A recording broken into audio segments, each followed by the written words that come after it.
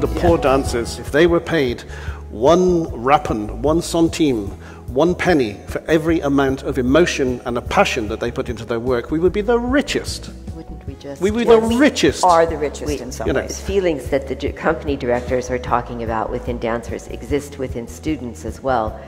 They also are ashamed or scared to come and say, oh, my foot hurts, because they think, oh, I'm not going to graduate, I'm not going to get a part in the next school performance.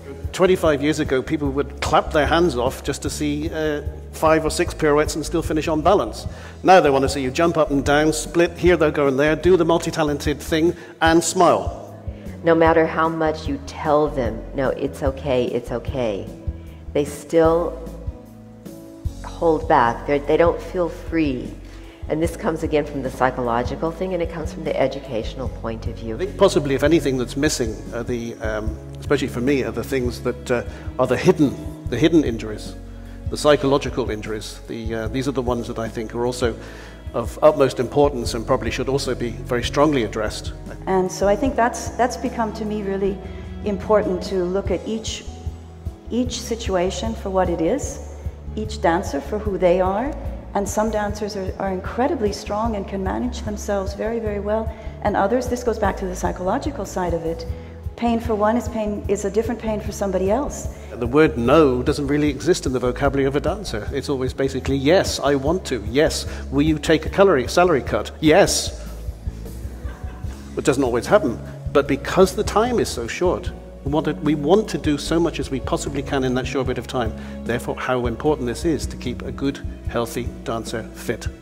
Help to make them aware, and this sounds a bit strange, of what is really an injury and what is just something small that maybe hurts a little bit. Because for young students, this is a huge thing. They have to learn to differentiate. When I've been in school 20 years ago, in a very, very prominent and very famous ballet school, there wasn't even physiotherapy existing. So what happened was, one day the director comes in and said, like, okay, today we do physiotherapy, and he brought a little massage thing, which was that big, and you pressed on a button and it started vibrating.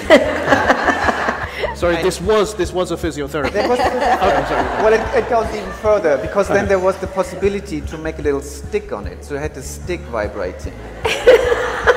And what happened? If you're in a dance school, you're very tired, your muscles are very tense. So all of us, we were in like a room on the side with those vibrating things.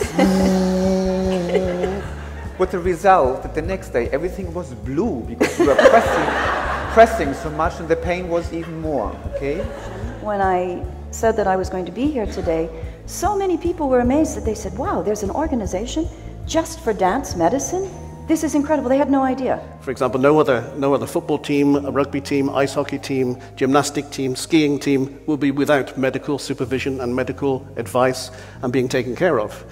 Our profession is exactly the same. We're top athletes at the same time, but happen to make people clap. I think the development in research and science in relationship to dance has most influenced the education in the sense that we've been able to implement more preventive measures. One mustn't forget that the dancers in today's world is very, very not normal that you go to a country where all the people who are dancing in that particular company are all the same nationality. And that's what's so wonderful what you guys are doing. There's the big word there, international. And I think that's very, very important, that there's a sharing. And everybody's communicating what's new and what's going on. And I can only encourage you, when you have a student or a dancer, please take the time and explain them exactly what kind of injury they have, what difficulties they have, what can you do against it. Try to give them a feeling that they have responsibility, so they're not going like, oh, I just go to the physiotherapist and he's going to sort it out. You can really help the people to get self-responsibility, and I think this is also something to prevent future injuries. You can give them all the information possible. You can give them the safety net. You can support them. But something has to happen in their brain that they start to take the responsibility for themselves. Even students at a young age are able to do this if they're given the proper education. As directors, I can go back and say, you know, there's a big body of intelligence out there, and let's use it as much as we can. I would love to become a member. I'm not quite sure how to do it. Maybe you can help me, or maybe I can find a sponsor to pay for it. And I can only thank all of you. You have no idea what you're actually doing to the dance world. It's quite a lot.